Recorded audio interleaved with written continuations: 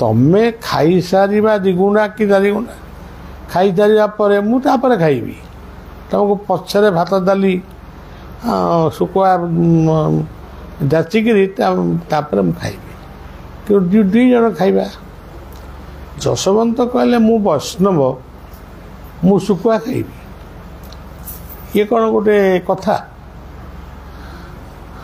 ଇଏ ସବୁ କହିଲେ ତମେ ଯଦି ନ ଖାଇବ ଶୁଖୁଆ ମଗେଇଲ କାହିଁକି? ସେଥିରୁ ତାର ଉତ୍ତର ଦେଲେ ତମେ ଚାହିଁଲ, ସ୍ୱାମୀର ଗୋଟେ କର୍ତ୍ତବ୍ୟ ରହିଛି ତା ସ୍ତ୍ରୀ ପ୍ରତି, ସ୍ତ୍ରୀର ଯେମିତି ସ୍ୱାମୀ ପ୍ରତି କର୍ତ୍ତବ୍ୟ ରହିଛି, ସ୍ୱାମୀର ସେମିତି ସ୍ତ୍ରୀ ପ୍ରତି ବି କର୍ତ୍ତବ୍ୟ ଅଛି। ତେବେ ଗୋଟେ ଖାଇବାକୁ ଇଚ୍ଛା କଲ, ସେଇଥିରେ କ'ଣ ଆମ ଧର୍ମ ନଷ୍ଟ ହେଇଯିବ? ମୁଁ ମଗେଇଲି ମୋ ଦୋଷ ହେଲା ନା? ଯଦି ତୁମେ ନ ଖାଇବ ତାହେଲେ ମୁଁ ଏ ଖାଦ୍ୟ ଆଉ ଗ୍ରହଣ କରିବିନି। ସେ ସାଧା ଅନ୍ନ ଡାଲି ତରକାରୀ ଯାହା ହେଇଛି ସେଇଆକୁ ଆମେ ଖାଇବା, ଆଉ ସବୁ ଆମେ ଫିଙ୍ଗିଦେବା। ଆଉ ଫିଙ୍ଗିଦେଲେ ବି ତାକୁ କ'ଣ ଆଉ କିଏ ଖାଇବେନି କି? ତାକୁ ସ୍ୱାନ ଖାଇବେ, ବିଲେଇ ଖାଇବେ, କ୍ଷେତ ଜୀବ ସେ ଖାଇବେ। ଆଉ ଏତିକି ବେଳେ ଯଶୋବନ୍ତଙ୍କର ଗୋଟେ ଦେଖନ୍ତୁ, ଓଡ଼ିଶାର ପଞ୍ଚସଖାଙ୍କ ଭିତରେ ଯଶୋବନ୍ତ ଅନ୍ୟତମ। ଅଢ଼ଙ୍ଗ ଯଶୋବନ୍ତ ଏଇଟା ବୋଧେ କଟକ ଜିଲ୍ଲା ହେବ କି କ'ଣ କରିବ କି ନାଇଁ, ଜଗତସିଂହପୁର ଜିଲ୍ଲା। ଜଗତସିଂହପୁର ଜିଲ୍ଲାର ଅଢ଼ଙ୍ଗ, ଯାହାଙ୍କର ଜନ୍ମଦିନ ହେଉଛି ଓଢ଼ଣୀ ଷଷ୍ଠୀ।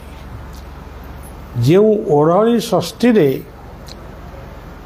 ଦେବ ମନ୍ଦିରରେ ପ୍ରଥମ କରି ଶୀତ ଚାଦର ଲାଗିଥାଏ, ଏଭଳିକି ଜଗନ୍ନାଥଙ୍କ ମନ୍ଦିରରେ ବି ଲାଗେ। ସେଇଥିପାଇଁ ତା ନାଁ ହେଇଛି ଓଢ଼ଣୀ ଷଷ୍ଠୀ। ସେଇ ଓଢ଼ଣୀ ଷଷ୍ଠୀ ଦିନ ସେଠି ଏବେ ବି ମେଳା ଅନୁଷ୍ଠିତ ହେଉଛି, ବହୁ ଲୋକଙ୍କର ସମାଗମ ହୁଏ। ମୋତେ ବି ଡାକିଛନ୍ତି, ମୁଁ କିନ୍ତୁ ଥରେ 2 ଥର ଯାଇଛି। ତେବେ ସେଇ ପବିତ୍ର ମହାପୁରୁଷ ତାଙ୍କର ଗତି ହେଉଛି ଏଇଆ, ତାଙ୍କର ସାଧନା ହେଉଛି ଏଇଆ। ଆମେ କିନ୍ତୁ ଆମ ଲୋକଙ୍କୁ ବା ଆମ ସାଧୁସନ୍ତଙ୍କୁ ଆମେ କିନ୍ତୁ ଚିହ୍ନି ପାରୁନାହୁଁ। ଯେଉଁମାନଙ୍କୁ ଆମେ ଚିହ୍ନିଛୁ, ଯେଉଁଠି ଯିଏ କହିବ ଏ ଡେଉଁରିଆଟା ନିଅ ତୁମର ପୁଅଟିଏ ହେବ, କିଏ କହିବ ମନ୍ତୁରା ପାଣି ଟିକେ ନିଅ ତୁମର ଆଉ କ'ଣ ଇଏ ମକଦ୍ଦମା ଜୟ ହେବ। ଆମେ ଏଇଭଳିଆ ଲୋକଙ୍କୁ ସବୁ ଚିହ୍ନିଲୁ। ଗୁଣି ଗାରେଡ଼ି, ସେ ତନ୍ତ୍ର ମନ୍ତ୍ର, କିଏ ଶ୍ମଶାନରେ ପୂଜା କଲା, କିଏ କଲା, ଏଇସବୁ କଥା। କିନ୍ତୁ ପ୍ରକୃତରେ ଯିଏ ସିଦ୍ଧ ସାଧକ ମହାତ୍ମା, ସେମାନଙ୍କୁ ଆମେ ଚିହ୍ନି ପାରୁନୁ। ଯଶୋବନ୍ତ ଦାସ ବିବାହ ହେଇଥିଲେ, ଅଚ୍ୟୁତାନନ୍ଦ ବିବାହ ହେଇଥିଲେ, ତାଙ୍କ ପୁଅ ନାଁ ଗଦାଧର। କିନ୍ତୁ ସେ ବିବାହ ହେଇକି ତ ମଧ୍ୟ ସେ ବଡ଼ ମହାପୁରୁଷ ହେଇପାରିଥିଲେ। ଯଶୋବନ୍ତ ସେଇ ଚଟିରେ ବସିଲେ, ତାଙ୍କ ସ୍ତ୍ରୀଙ୍କୁ କହିଲେ ତମେ ବି ବସ। ସେ ବି ବସିଲେ, ଏ ବି ବସିଲେ। ଉଭୟ ବସିବା ପରେ ଇଏ ଚଳୁ ପ୍ରତ୍ୟେକ ଦିନ କରନ୍ତି, ଚଳୁଟିଏ ଧଇଲେ। ନୀଳାଞ୍ଚଳ ନିବାସାୟ ନିତ୍ୟାୟ ପରମାତ୍ମନେ ବଳଭଦ୍ର ସୁଭଦ୍ରା ଜଗନ୍ନାଥାୟ ତୀର। ହେ ଜଗନ୍ନାଥ, ତୁମେ ତ ସବୁବେଳେ ଅନ୍ନ ଡାଲି ବେସର ମହୁର ଖାଇଛ, ମୋ ସ୍ତ୍ରୀ ଆଜି ସଦା ସେ ଟିକେ ଶୁଖୁଆ ଖାଇବ, ଶୁଖୁଆ ତରକାରୀ ଟିକେ ହେଇଛି, ଆପଣ ତାକୁ ଗ୍ରହଣ ନ କଲେ ମୁଁ କେମିତି ଗ୍ରହଣ କରିବି? ଆପଣ ଯେଉଁ ଜିନିଷକୁ ଗ୍ରହଣ ନ କରିବେ ସେଇଟାକୁ ମୁଁ କେମିତି ଗ୍ରହଣ କରିବି? ଏତିକି ବେଳେ ପୁରୀରେ ଯେଉଁ ରାଜା ସେତେବେଳେ ଦାୟିତ୍ୱରେ ଥିଲେ, ସିଏ ବୋଧେ ଖାଇ ପିଇକି ଟିକେ ଶୋଇପଡ଼ିଛନ୍ତି। ରାଜା ଲୋକ ଟିକେ ଶୋଇପଡ଼ିଛନ୍ତି। ତାଙ୍କୁ ଏପଟରେ ନିଦ ହେଇଥିବା ବେଳେ ଅନ୍ୟ ପକ୍ଷରେ ସମଗ୍ର ମନ୍ଦିର ଶୁକୁଆ ବାସରେ ସମଗ୍ର ମନ୍ଦିର ବାସି ଉଠିଲା। ସମସ୍ତେ ଇତସ୍ତତ ହେଲେ ଯେ କାହାର ଏଡ଼େ ବଡ଼ ସାହସ, ରାଜା ଆମର ଶାସକ, ଶୁକୁଆ କିଏ ଆଣିକିରି ମାନେ ମନ୍ଦିରକୁ ଆଇଛି। ସମସ୍ତଙ୍କ ବେଗ ପତ୍ର ଗଣ୍ଠିଲି ସବୁ ମାନେ ଅନୁସନ୍ଧାନ କରାଗଲା, କେଉଁଠି କିଛି ନାହିଁ।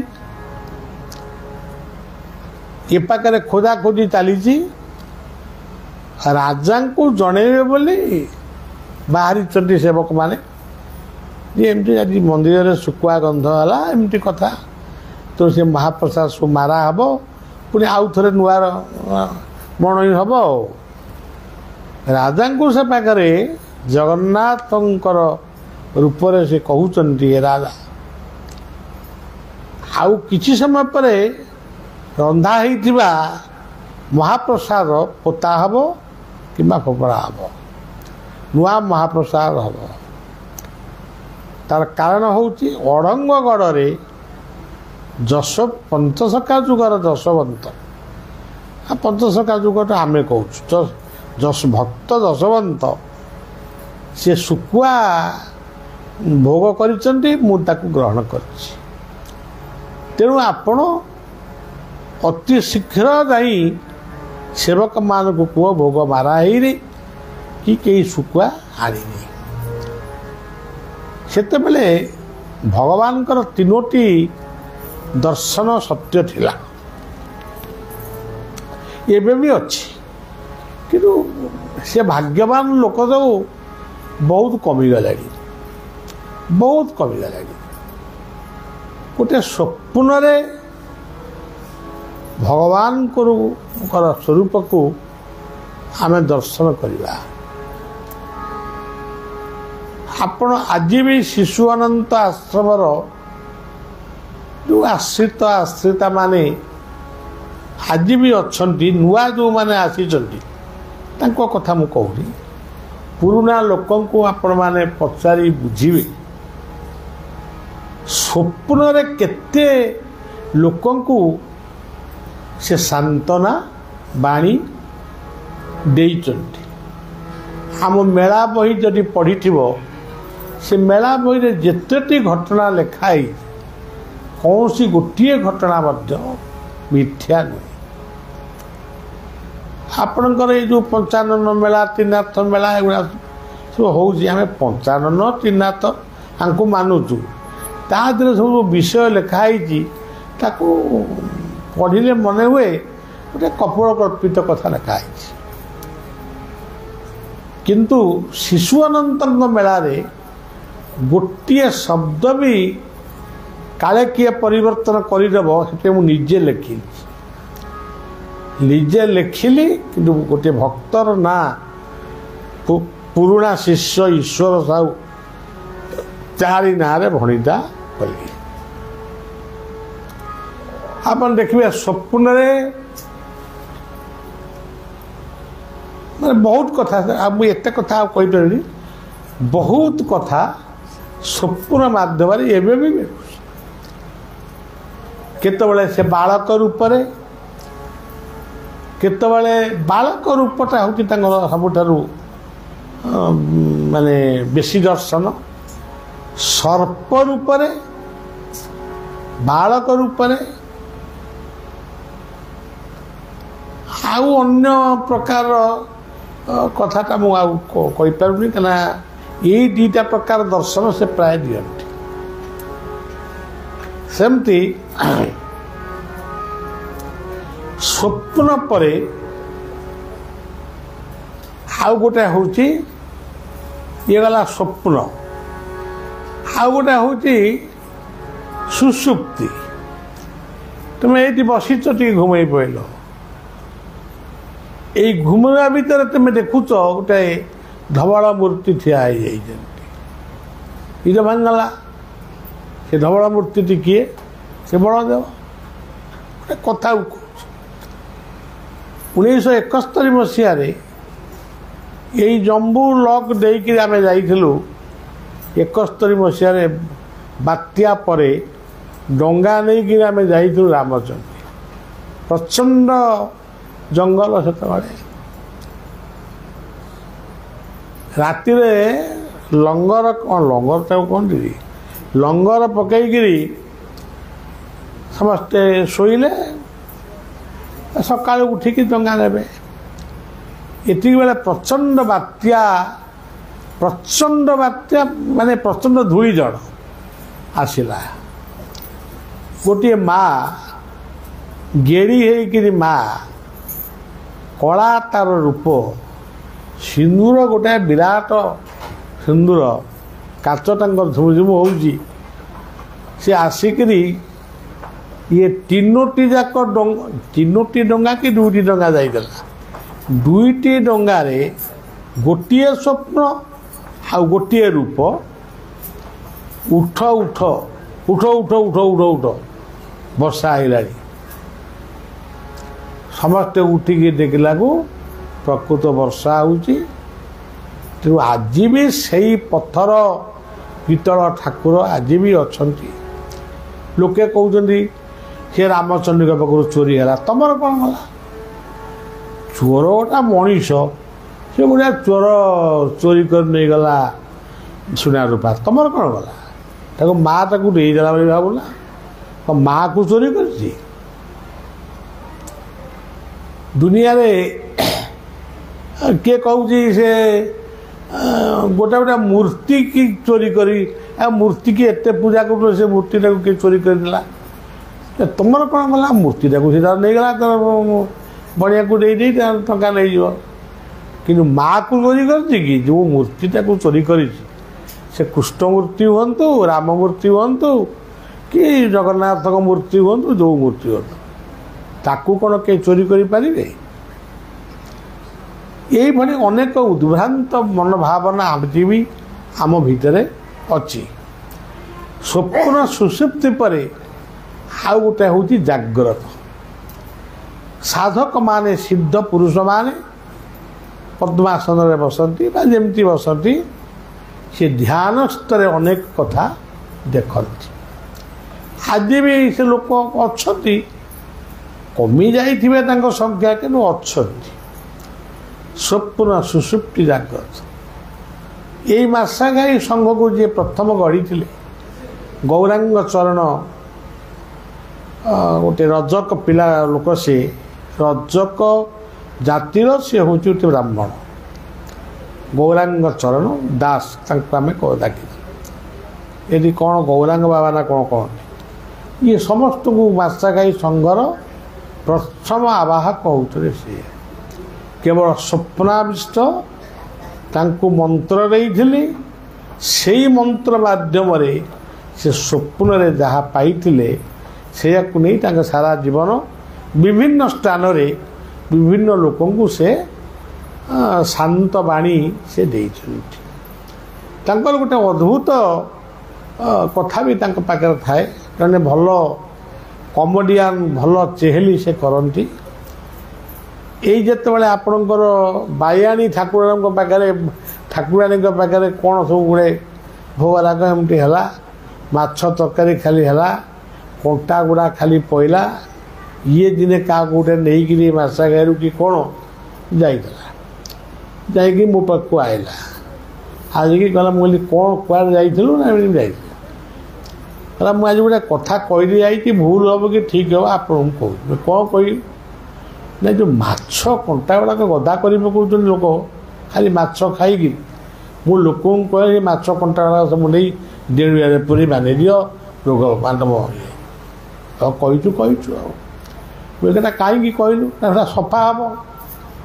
ୟା କହିଲେ ହିଁ ଲୋକ ତାକୁ ସଫା କରିବେ, ନହେଲେ ତାକୁ କେହି ସଫା କରିବେ। ତ ତାଙ୍କର ଏମିତି ଗୋଟେ ବୁଦ୍ଧି ବା ଏଇଭଳିଆ ତାର ବି ଥିଲା। ସେ କିନ୍ତୁ ଅନ୍ଧ, ତାକୁ ଶିଶୁ ଅନନ୍ତଙ୍କ ପାଖରେ ସେ ଅନ୍ଧରୁ ମୁକ୍ତ ହେବା ପାଇଁ ସେ ଅନୁସରଣ ରହିଥିଲା। ତାକୁ ଠାକୁର ଗୋଟେ ଔଷଧ ବତେଇଥିଲେ, କଦଳୀ ଗଛର ଗୋଟେ ଔଷଧ ବତେଇଥିଲେ। ସେ ସେଇଟାକୁ ବ୍ୟବହାର କଲା।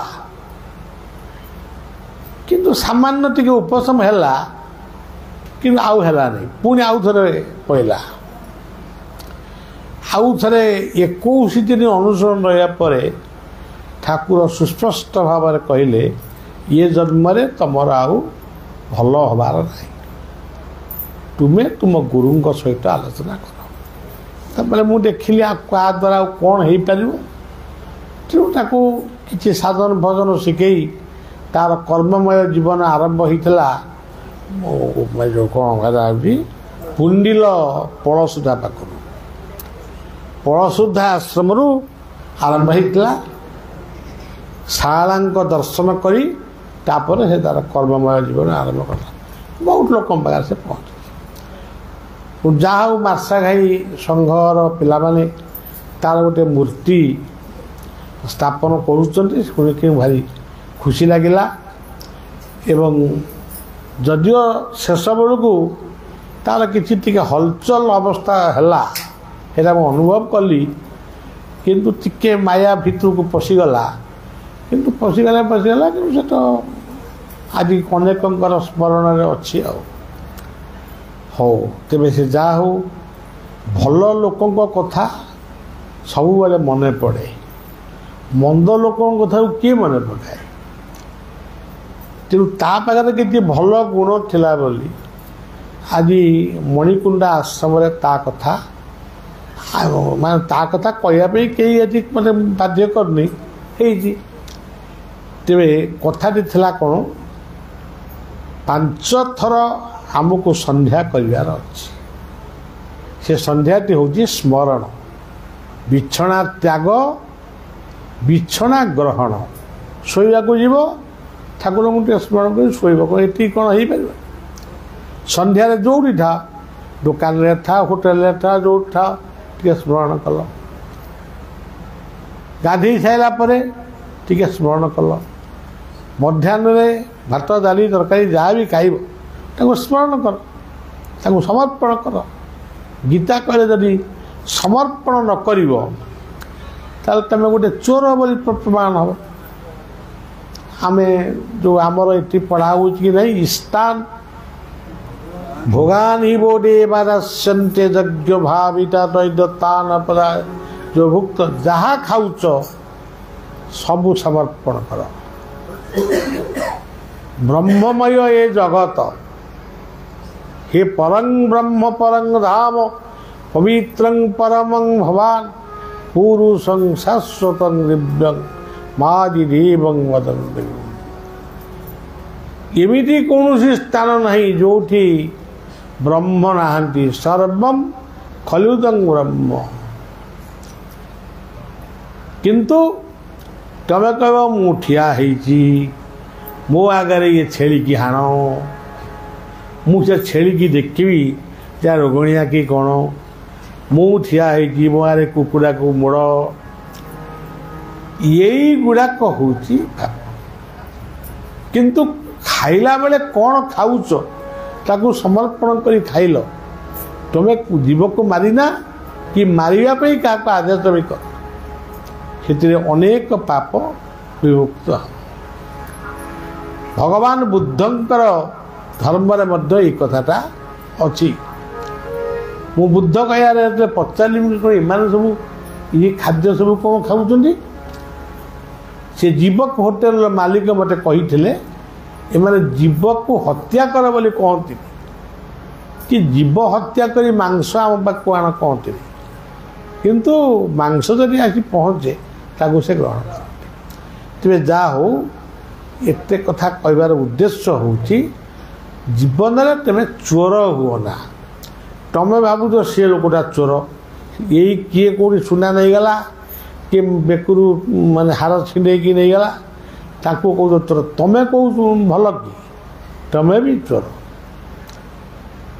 जदि तुम्हें मद्य पीला बेले मद्य को भी समर्पण करत, प्रभु मु ये मद्य समर्पण करुच्ची, किसी दिन पर सी मद्य तम भितर पशिकी कहता तू आ मत पीना, पीले मरबू बेला बेली।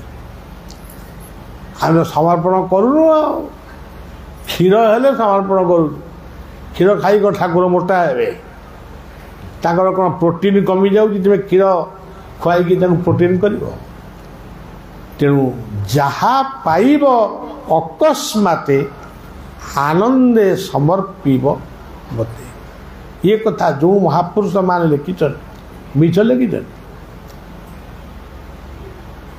तेणु आहारे भल मंद ना जे स्थान जेमंत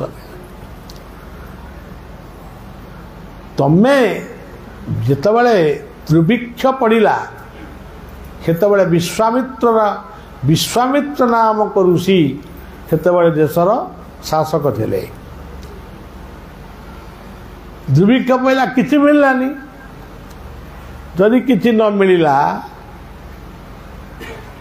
गोटे मल्ला मुर्दार कुकुर बोधे कि सुगाड़ ताकू से माने मांस तार खाई कौन विश्वामित्र सिद्धि कमीगला जहा कौन कहली जे स्थान जेमंत आहारे बर आज जनक घर को गल सी सदना पत्र तरकारी कर तुमको देखी कहीं आलुदम कर कहीं कर तमें जदि प्रकृत बंधु तुम केवल जहाँ तुम कर दियो तमें खाइब मु खाइबी आ मत भोक कलानी तुम आलुदम कौन कर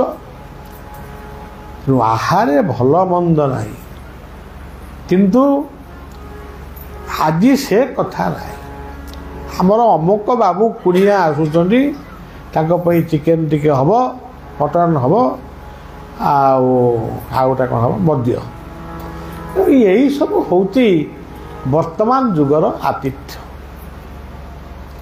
कौन ना आम अतिथि सेवा कर किए अतिथि ये मद खाऊा लोक अतिथि हे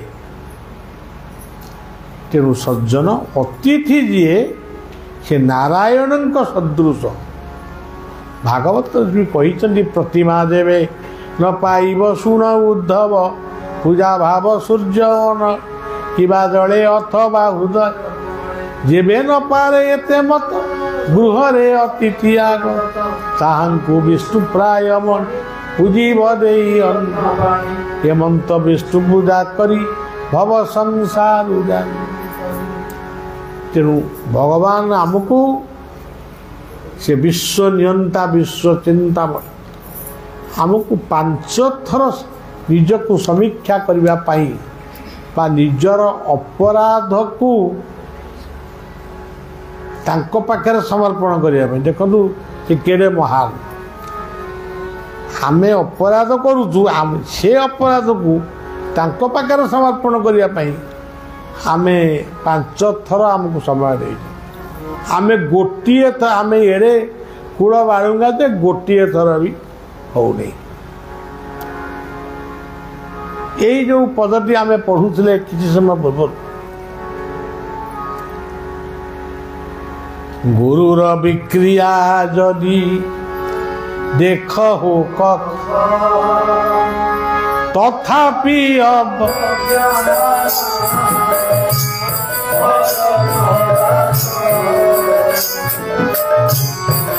गुरुर विक्रिया जदि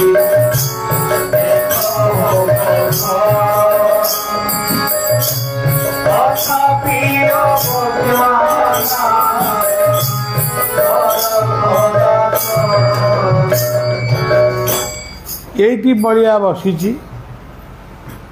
तुमको जड़े गुरु आसी पहुँचले जदि से गुरु कहे ना मुझे गोटा एमती मद फद गोटे पीले तुम क्या मान बहुत अच्छा मु गुरु तो नुहे मु गोटे मनीष बयस मो कथा शुणा तुम सब बहीच कहना आम बाबा भाया आई मुझे उगणारी कहबी मत टे मुझे तो ना गुड़ा सब जानी कहबी कौन तुम कौन मत मान 12 लोक मानवे किए मानवे ये गुरु प्रेमी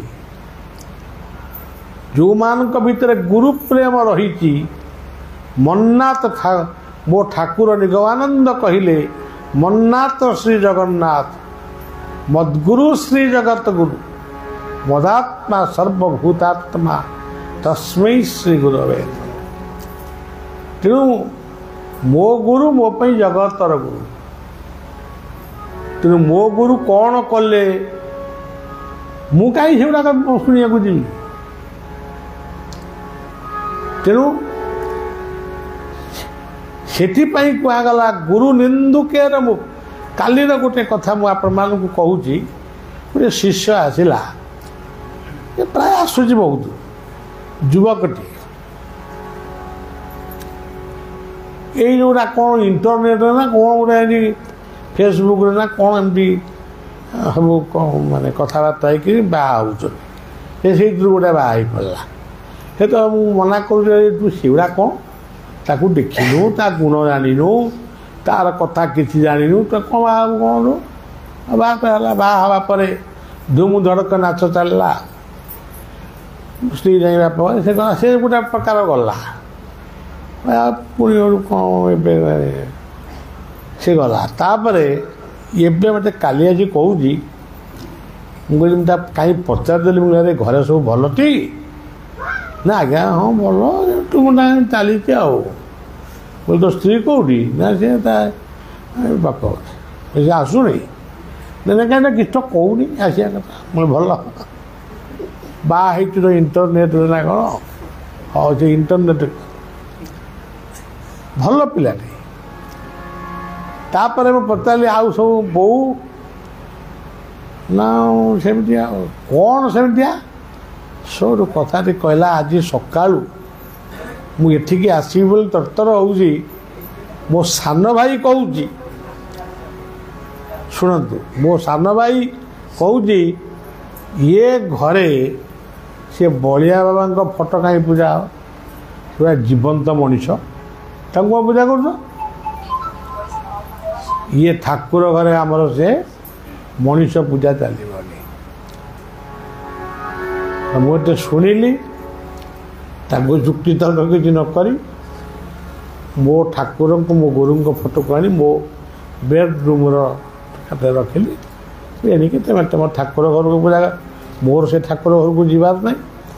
तेणु जो माने प्रकृत कायवाक्य मनरे गुरु ग्रहण कर गुरु को जी प्रकृत दूरु निकटरू जानी से माने गुरुर विक्रिया जदि देख कखन तथापि अवज्ञान कर पदार्थ से माने जो माने व्यवसायत्मिका बुद्धि माने जहाँ गोटे कौन व्यवसायी मान कहूनी गोटे व्यवसायत्मिका बुद्धि अच्छी गीता सीधा कही आज ये काली से पुनः से तेणु ये माने दूरे गुरु जदि बेश्यालय करती गमन तथापि से गुरु मोर पतित पाव ये कम बड़ कथा मु निजे मध्य मो गुरु कथा भावुची गोटे छोटिया उदाहरण भी देवी आप मैंने शुणिले भल लगे बाया पाखे बाया तो मोर मानस गुरु मु बसी प्रथम पान जातिले मु मना कली मु खाइबी ताने पान खाएनी बोली मिछ कहबी ये प्रथम बोल पान जाचुले मु पान खाई था मु मना कर पान खाएनी बाया पाखे गोटे चेयर पड़ी बलिया बसी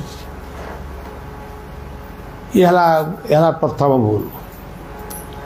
द्वितीय भूल है मुझे बाहर को गली बहुत समय बसिले गोड़ हाथ खेली आसला बेलू बाबा बाया केन्द्रापड़ा गोटे लुगा दोकानी की डाकी सी कौन कर ना कपड़ा गुड़ाक सब मूल्य ये कपड़ाटा के से कपड़ाटा मूल्य के से कपड़ाटा मूल्य के मुझे सब देखिली ये बड़ महापुरुष ये कपड़ा कौन मूल्य सी कौन केते कौन कह मन ना ଧର କହୁଛି 20 ଟଙ୍କା ଇଏ ବାର୍ଗେନିଂ ବାବା କରୁଛି ନଉ 15 ଟଙ୍କା ନହେଲେ ହେବନି ମୋତେ ହସ ମୁଁ ଏଇଆ ସବୁ କ'ଣ ବାବାଜୀମାନେ ସବୁ କରନ୍ତି କାରଣ ମୁଁ ମୋ ଜୀବନରେ କେବେ ବି ତାହା କରିନାହିଁ ମୁଁ ମୋ ଜୀବନରେ ଏଇ ଯେଉଁ ସେବକଟି ବହିଛି କେବେ ବି ଖଣ୍ଡେ କେହି ବି ଏଠି କହିପାରିବେନି ଯେ କେହି ବି ଜାଣିନାହାନ୍ତି କି ଦେଖିନଥିବେ ମୁଁ କହୁଛି ଜିନିଷ ମୂଲ୍ୟ ମାନେ ଏମିତି ବାର୍ଗେନିଂ କରି ଯେଉଁ କିଣିବା ସେଇଟା ମୋ ଦ୍ୱାରା କେବେ ହେଇନି ଆଜି ପର୍ଯ୍ୟନ୍ତ ବି ହେଇନି ତାମାନେ ମୁଁ କହିବାକୁ ଚାହୁଁନି ଯେ ମୁଁ ବାୟାଙ୍କ ଠାରୁ ବଡ଼ ମାନେ ମୋ ଜୀବନରେ ହେଇନି ମୁଁ ଯେଉଁ ଜାମା ପିନ୍ଧିଛି ପ୍ୟାଣ୍ଟ ପିନ୍ଧିଛି ଯାହା ପିନ୍ଧିଛି ସବୁ ଭକ୍ତମାନଙ୍କର ଶ୍ରଦ୍ଧାର ଜିନିଷ ତେବେ ଯାହା ହଉ ମନ କଥା ମନରେ ରହିଲା ବାବାଙ୍କ ପାଖରୁ ଆମେ ଆସିଲୁ କିଛି ଦିନ ପରେ ତୁମେମାନେ ସବୁ ଜାଣିଥିବ ଯେଉଁ ଗୁରୁ ବାବା ଆମ ଆଶ୍ରମରେ ଥିଲେ ସିଏ ସେତେବେଳେ ମୋର ସେବାରେ ସେ ରହୁଥିଲେ ପାଣି ସବୁବେଳେ ହୁଅନ୍ତି ଟିକେ ଅଧିକ କପଡ଼ା ସେ ବ୍ୟବହାର କରନ୍ତି ଦିନେ କାନ ପାରିଲା ବେଳକୁ ପ୍ରଫୁଲ୍ଲ ଭାଇ ଯିଏ ଚାଲିଗଲେ ପ୍ରଫୁଲ୍ଲ ଭାଇ କୁନୁ ଭାଇ ଗୁର ଏମିତି ସବୁ ତାଙ୍କ ଭିତରେ ପାଟି ମୁଣ୍ଡ ହେଉଛି ତୁମ ଯେଉଁ ଶିଶିର ବାବା ସେ ବି ଚାଲିଗଲେଣି ସୀତାରାମ ବାବାଜୀ ଦିଆ କ'ଣ ପାଟିର କାରଣ କ'ଣ ନା ସବୁଯାକ ମୂଲ୍ୟବାନ କପଡ଼ା ଯାକ ସବୁ ଗୁର ପିନ୍ଧୁଛି ଆମକୁ ସବୁ ଏଇଆକୁ ଦେଉଛି ହଉ ସେ ଟିକେ ପାଣି ହାତ ହେଉଛି ଟମାଟୋ ଛୋଟ ଭାଇଟିଏ ପିନ୍ଧୁ କାହିଁ ତୁ ବ୍ୟସ୍ତ କାହିଁ ହେଉଛୁ ମୁଁ କଥାଟାକୁ ସମାଧାନ କଲି ରାତିରେ ଭାବିଲି ଏ କଜିଆଟା ଆଗକୁ ଆହୁରି ବଢ଼ିବ ଏଣିକି ତାପରେ ସକାଳୁ ଉଠିଲି ବୋଲେ ଶୁଣ ପିଲାମାନେ ସେତ ତ ମୋତେ 4 ଜଣ ଥିଲେ ଆଉ ତ ମଠରେ କେହି ନଥିଲେ ଆଉ ବୋଲେ ଏଣିକି କେଉଁ ବସ୍ତ୍ରଟା କିଏ ପିନ୍ଧିବ ମୁଁ କିଣିବି ମୁଁ ତୁମକୁ ଦେବି ତୁମେ ମନକୁ ମନ ବସ୍ତ୍ର କିଣିପାରିବ ନା ତାକୁ ପସନ୍ଦ କରିବନି ଏଇଟା ମୁଁ ପିନ୍ଧିବି ସମସ୍ତେ କହିଲେ ହଁ ବାବା ଯାହା ଦେବେ ଆମେ ପିନ୍ଧିବୁ ଏ କଥା କହିସାରି କିଏ କୁଆଡ଼େ ଉଠିକିରି ଗଲେ ମୋ ମନରେ ପଶିଗଲା ଓ ଏଇଥିପାଇଁ ବାୟା ସେଦିନ ଏମିତିଆ କଥା ପାଇଁ ବାୟା ସେଦିନ କପଡ଼ା ବୁଲଉଥିଲେ